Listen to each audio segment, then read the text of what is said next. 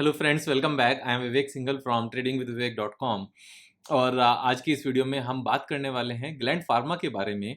Gland pharma Friday को 20% down रहा, results अच्छे नहीं आए एंड एवरीबडी इज़ फियरफुल कि अब यहाँ से आगे क्या होगा, क्योंकि ये स्टॉक एक ही दिन में 20% डाउन गया है। लोअर सर्किट लगा 20% का। लोअर सर्किट लगने के बाद में अक्सर ऐसा डाउट रहता है कि आगे चल के इसमें और लोअर सर्किट लगेंगे या क्या होगा, क्योंकि ये स्टॉक सिर्फ और सिर्फ अभी फ्राइडे को ही डाउन नहीं गया, बल्कि लास्ट 1 ईयर से लगातार डाउन जा रहा है। अगर हम इसके एक बार चार्ट पैटर्न को देखें तो इसने जो हाई बनाया था दैट वाज इन अगस्त 21, और अगस्त 21 में जो इसने हाई बनाया था दैट लेवल वाज ऑलमोस्ट 4300, और currently it is trading at 1065। तो 4300 से 1065 तक आना मीन्स 3/4 वैल्यूएशन खत्म हो जाना। 75% डाउन है ये स्टॉक, और ये वही स्टॉक है जो जिसने लिस्ट होने के बाद में लिस्ट होने के बाद कुछ ही महीने में, यानी कि ऑलमोस्ट 8 मंथ्स में, 8.5 मंथ्स में 155% का उछाल दिखाया था, और वही स्टॉक वापस से नीचे 75% डाउन हो गया। यानी कि जितना ऊपर गया था वो तो सारा खत्म हुआ ही, फर्दर उस लेवल से भी ये अच्छा खासा डाउन है। तो ऐसे में ये क्वेश्चन मार्क आता है कि what's wrong with this stock, ऐसा क्या है जो हम नहीं समझ पा रहे हैं। तो मैं आपको एक एक चीजें सारी बताऊंगा। सारी चीजों को समझने के बाद में आप अपने आप से डिसाइड कर पाओगे कि करना क्या है, और बाय करना है, सेल करना है, या जितना है उसको होल्ड करके रखना है। डिसीजन आपका है, पैसा आपका है, प्रॉफिट एंड लॉस आपका है। मेरे हिसाब से आप चीज़ों को सिर्फ सीख लो, क्योंकि मैं आपके फाइनेंशियल्स कंट्रोल नहीं कर सकता, लेकिन आपको सीखने में जरूर हेल्प कर सकता हूँ। वो मैं कर रहा हूँ यहाँ पर। तो सबसे पहले एक बार हम इसके फाइनेंशियल्स पर जाते हैं और मार्च क्वार्टर्स के एक बार नंबर्स देखते हैं कि क्या हुआ। मार्च क्वार्टर में लास्ट ईयर सेम क्वार्टर में 1100 करोड़ की सेल्स थी, जो रिड्यूस होकर 785 रह गई, एंड ऑपरेटिंग प्रॉफिट वाज 348, जो कम होकर 169 हो गया। उसके साथ में यहाँ पर ऑपरेटिंग प्रॉफिट मार्जिन भी कम हुआ, यानी कि जितनी सेल्स थी कोरिस्पोंडिंगली उससे कम ऑपरेटिंग प्रॉफिट आया परसेंटेज टर्म्स में। और अदर इनकम भी जो नॉर्मली 65 करोड़ के आसपास रहती थी वो रिड्यूस होकर 18 करोड़ रह गई। लेकिन अदर इनकम में अगर हम डिटेल में जाकर देखें तो एक्सेप्शनल लॉस है 56 करोड़ रुपीस का।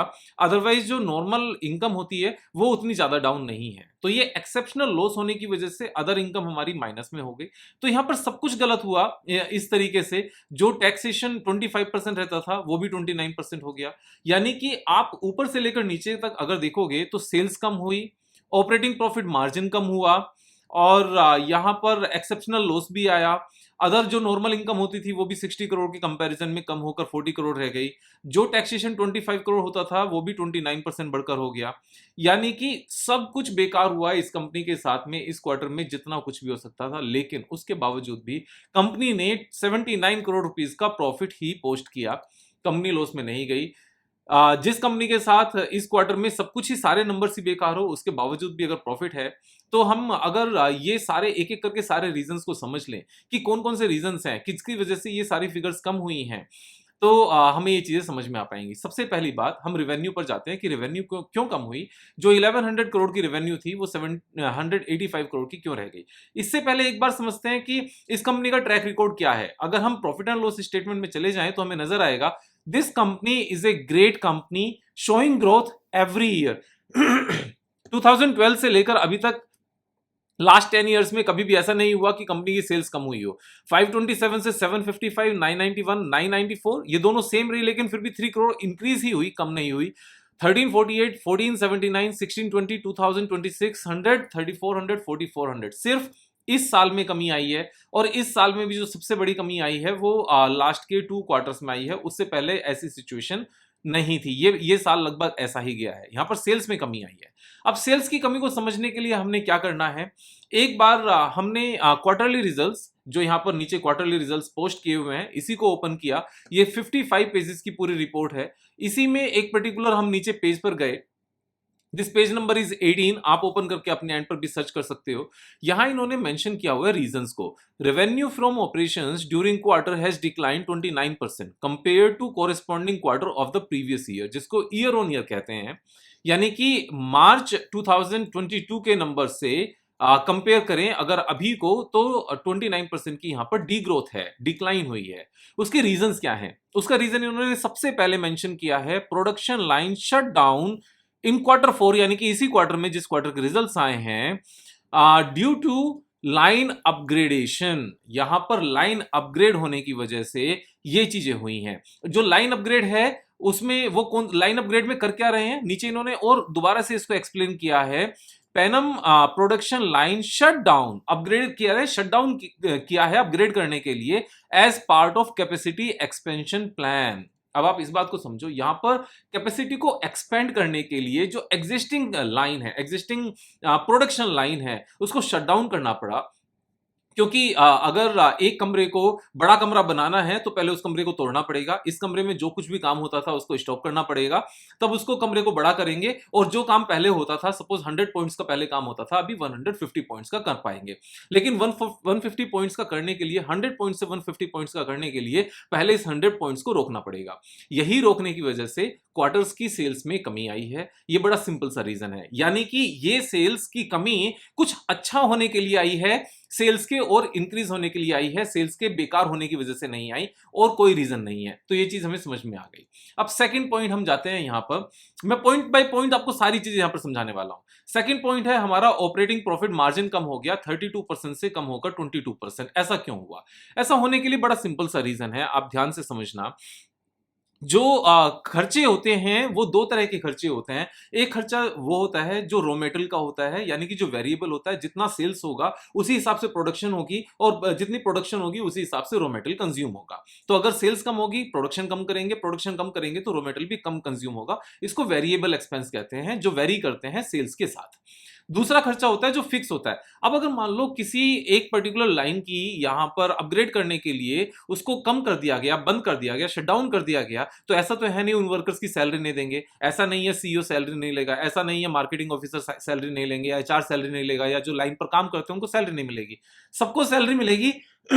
इवन यहां एक बात और ध्यान से समझो कि जो लाइन अपग्रेड हो रही है ना, उस अपग्रेड करने के लिए जो यहां पर एम्प्लॉइज हैं वो और ज्यादा हायर किए जाएंगे, इवन उनकी सैलरी यहां पर ज्यादा दी जाएगी। तो खर्चे कम होने के बदले, फिक्स्ड एक्सपेंसेस जो हैं वो कम होने के बदले और ज्यादा बढ़ेंगे। अब एक खर्चा तो यहां पर कम हो गया जो रॉ मेटेरियल का था, लेकिन बाकी जो सारे खर्चे थे, जो फिक्स्ड खर्चे हैं, यानी कि जो ऑफिस का रेंट है, या कैफेटेरिया है, इलेक्ट्रिसिटी है, या बाकी एडमिन स्टाफ के खर्चे हैं, यहां पर एम्प्लॉइज के खर्चे हैं, जो प्रोफेशनल चार्जेस हैं, वो सारे खर्चे तो यहां पर बढ़ेंगे। अब वो खर्चे बढ़ेंगे तो यहां पर मार्जिन प्रेशर में कमी आएगी। तो ये रीजन है मार्जिन प्रेशर में कमी आने का। इसी चीज को हम यहां पर फर्दर जो इन्होंने एक्सप्लेन किया नेक्स्ट पेज पर, हम वहां पर समझ भी सकते हैं इसको। यहां नीचे इन्होंने एक्सप्लेन किया हुआ है कि एबिटा मार्जिन क्यों कम हुए।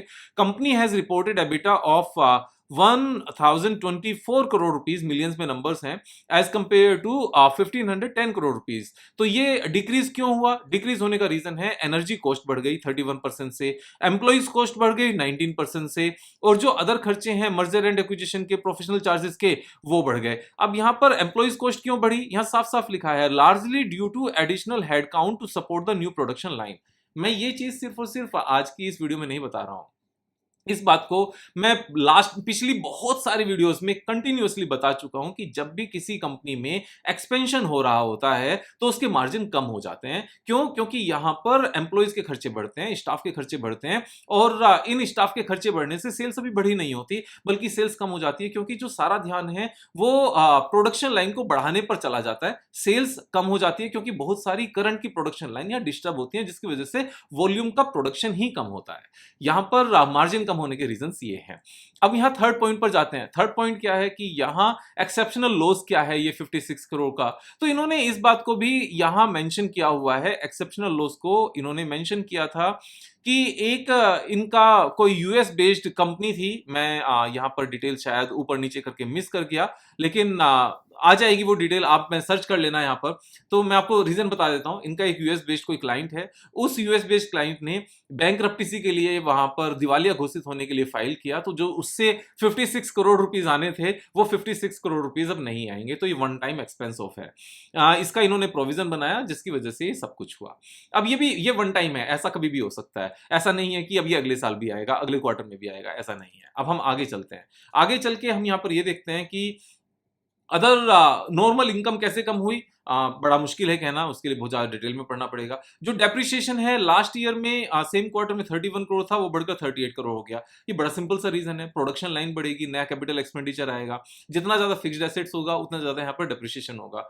तो फिक्स्ड एसेट ज्यादा आएगा, वो लगेगा और उससे सेल्स ज्यादा होगी, यहाँ प्रॉफिट ज्यादा होंगे। तो आज की डेट में तो इसका नेगेटिव इंपैक्ट है, लेकिन आने वाले क्वार्टर्स में इसका बहुत ज्यादा पॉजिटिव इंपैक्ट है, ये बात ध्यान से समझना। और जो टैक्स रेट है, टैक्स रेट बड़ा एक कॉम्प्लिकेटेड सी चीज है। हो सकता है पहले का भी टैक्स कम दिया हो, या आने वाले टाइम में मिनिमम ऑल्टरनेटिव टैक्स इन्होंने ज्यादा दिया हो, एडवांस टैक्स ज्यादा दिया हो, कुछ भी रीजन हो सकता है, उसमें बहुत ज्यादा डिटेल में जाने की जरूरत नहीं है। So these are the key important reasons why stock price has come down. Stock price इसलिए नीचे आया क्योंकि यहाँ प्रोडक्शन कम हुई। प्रोडक्शन कम होने का रीजन ये है कि कैपेसिटी को बढ़ाने के लिए एग्जिस्टिंग प्रोडक्शन लाइन को डिस्टर्ब किया गया, उसकी वजह से यहाँ पर वॉल्यूम कम हुआ। जो खर्चे हैं वो बढ़ गए, जो फिक्स्ड एक्सपेंस है वो बढ़ गए। क्यों? क्योंकि प्रोडक्शन लाइन बढ़ा रहे हैं। मार्जिन कम हो गए इसी रीजन से। वन टाइम एक्सपेंस आ गया क्योंकि एक क्लाइंट यहाँ पर उनका फेल हो गया, 56 करोड़ रुपीस का प्रोविजन इनको बनाना पड़ा। ये सारे रीजन। अब पॉइंट ये आता है कि आने वाले टाइम में यहाँ पर क्या नजर आता है। तो एक तो मैंने आपको सबसे पहले ये बताया कि जो प्रोडक्शन कम हुई है, जो रेवेन्यू कम हुई है, वो टेम्परेरी कम हुई है, बल्कि बढ़ने के लिए कम हुई है। ये बढ़ेगी ही बढ़ेगी। एक और इन्होंने यहाँ पर एक्विजिशन की थी। वो एक्विजिशन क्या है, इसी में इनको अगर आप डिटेल में पढ़ोगे तो यहाँ आपको नजर आएगा। देखो, जो बैंकरप्टेसी वाला पॉइंट था वो भी यहाँ पर आ गया, जो मैं आपको कह रहा था कि आप पढ़ लेना। Subsequent to the balance sheet date, a customer of company has filed voluntary proceeding under Chapter 11 of ये यहाँ पर आप पढ़ सकते हो, United States bankruptcy code, US bankruptcy code for southern district of Texas based on information available as on date. On a prudent basis, outstanding balance of 56 crore rupees has been recorded as the provision.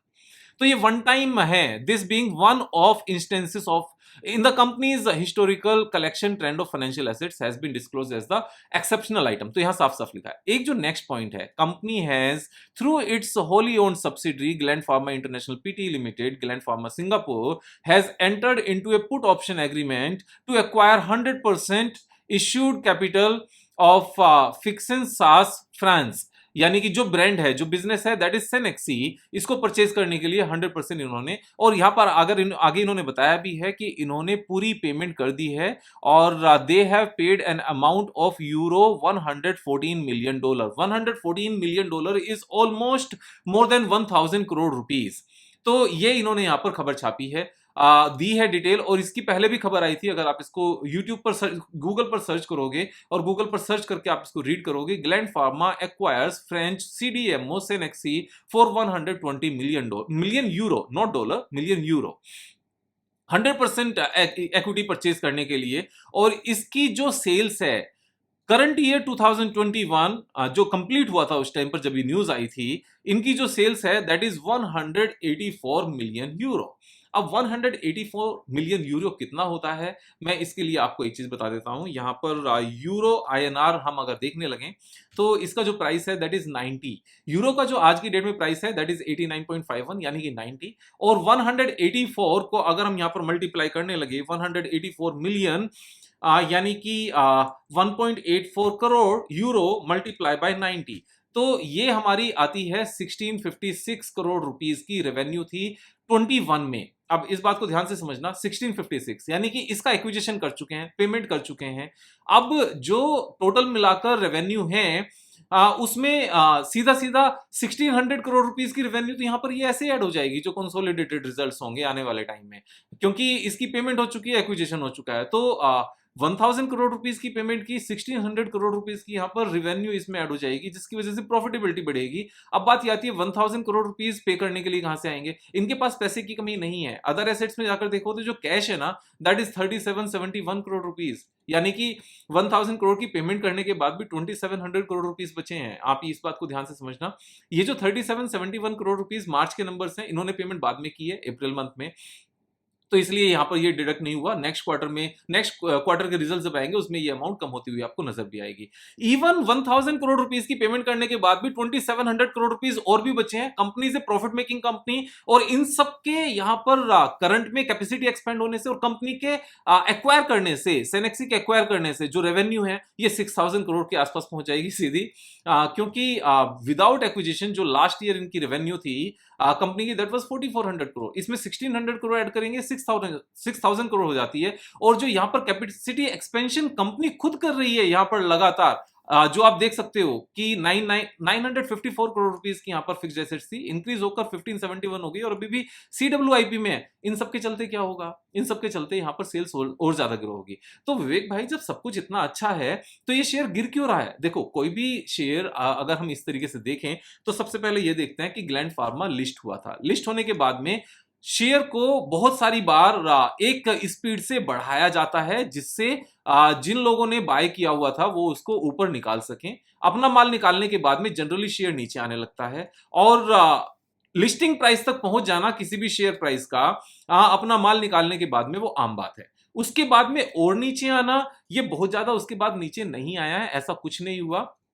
और यहाँ पर capacity expand होने के साथ में इस तरह की चीजें हमेशा देखी गई हैं और यही यहाँ पर एक इंडिकेटर होता है कि ऐसे में जब सब कुछ बेकार हो और सब कुछ अच्छा होने के लिए बेकार हो। देखो बेकार किसी भी कंपनी का ना दो तरीके से होता है, एक होता है परमानेंटली बेकार हो जाना, एक होता है टेम्परेरी बेकार होना अच्छा होने के लिए। ये टेम्परेरी बेकार है अच्छा होने के लिए। ये ऐसे ही मानकर चलो कि बच्चा बहुत ज्यादा मेहनत कर रहा है एग्जाम में अच्छे नंबर्स लाने के लिए और खाने पीने की बहुत ज्यादा शुद्ध नहीं है, थोड़ा सा वेट कम हो गया है, लेकिन ये ज्यादा लंबे टाइम की बात नहीं है। एग्जाम पूरे हो जाएंगे, बच्चे के अच्छे मार्क्स आएंगे, उसके बाद में वापस से वो अच्छा मीन्स अच्छी डाइट लेगा, सब कुछ अच्छा हो जाएगा। तो ये जो थोड़ा सा कमजोरी आ रही है ना शरीर में, ये अच्छा होने के लिए आ रही है, इसमें कोई बुरी बात नहीं है। कैपेसिटी एक्सपेंड करने के लिए, कंपनी को एक्वायर करने के लिए, and the company is a debt free company. आप यहाँ पर ये भी चीज ध्यान से समझो, कंपनी के ऊपर जीरो डेट है, सारा का सारा अपना पैसा है। और जहां तक बैलेंस शीट में आप ग्रोथ की बात देखते हो तो लगातार ग्रोथ की है कंपनी ने। ये आप देखो जो अपना पैसा 440 करोड़ रुपीस था वो बढ़कर यहां पर 8000 करोड़ तक पहुंचा है। मींस ये कोई छोटी बात नहीं है कंपनी का यहां पर ग्रो करना। जो फिक्स्ड एसेट्स 206 करोड़ की होती थी वो 1500 करोड़ की पहुंची है। जो सेल्स यहां पर 527 करोड़ की होती थी वो 3600 करोड़ की पहुंची है। और जो प्रॉफिट यहां पर 100 करोड़ का होता था वो 1200 करोड़ तक पहुंचा है। अभी जो 1200 करोड़ से 776 करोड़ हुआ है ना, ये टेम्परेरी है। नाउ माई टारगेट कितना है? मैं अगर यहां पर 3 साल तक आराम से लेकर बैठूं इस स्टॉक को और एक्सपेक्ट करूं कि वापस से लाइफ टाइम हाई पहुंच जाएगा, जो मेरे हिसाब से पहुंच जाएगा, तो ये 309 यानी कि 4 टाइम्स हो सकता है 1000 से 4300। ये कम पैसा नहीं है। एक और जो पॉइंट है कि फोसन फार्मा जो इसकी होल्डिंग कंपनी है वो थोड़ा सा लोन में है, तो उसके लोन में होने से कंपनी को फर्क नहीं पड़ता। मैक्सिमम क्या होगा कि वो कंपनी को सेल कर देंगे, जैसे उन्होंने बोला भी था। Fosun set to mull sale of India 3.8 billion Gland Pharma, लेकिन हाल फिलहाल में उन्होंने बताया 26 अप्रैल को कि उन्होंने इसको सेल करने का प्लान यहाँ पर रिजेक्ट कर दिया है, विड्रॉ कर लिया है। अगर इसको सेल करते हैं तो कोई दूसरा ओनर आ जाएगा। अच्छी कंपनी को खरीदने वाले बहुत सारे लोग होते हैं। यहाँ पर I am bullish on this stock. 4 times मेरे हिसाब से हो जाएगा। 4 इयर्स लगे, 5 इयर्स लगे तो भी अच्छा खासा पैसा है। पहले खरीदा हुआ था और खरीद सकता हूं मैं इसको। ये डिपेंड करेगा कि कहां से कितनी मेरे पास फाइनेंशियल अवेलेबिलिटी होती है और रखना कहां तक है ये डिपेंड करेगा कि करंट में जो खरीद रहे हैं हो सकता है कि वो 100% गेन के लिए रख लें, जो पुराने खरीदे हुए हैं उनको लाइफ टाइम हाई तक रखें। ये अपनी चॉइस है, अपनी स्ट्रेटजीज के बेस पे आप समझ के काम करो। मेरे हिसाब से इस पर्टिकुलर टाइम पर दिस इज लुक्रेटिव बाय, क्योंकि जो कमजोरी आई है ये अच्छा होने के लिए आई है। मेरा काम आपको सिखाना था, आपका काम दोस्तों का शेयर करना है, सब्सक्राइब करना है, सब्सक्राइब कराना है। आपने अपना काम करना है। मैं अपना काम करता रहूंगा। मैं आपके साथ हूं, आप मेरे साथ रहो। कल फिर मिलेंगे एक नई वीडियो के साथ। तब तक जय हिंद।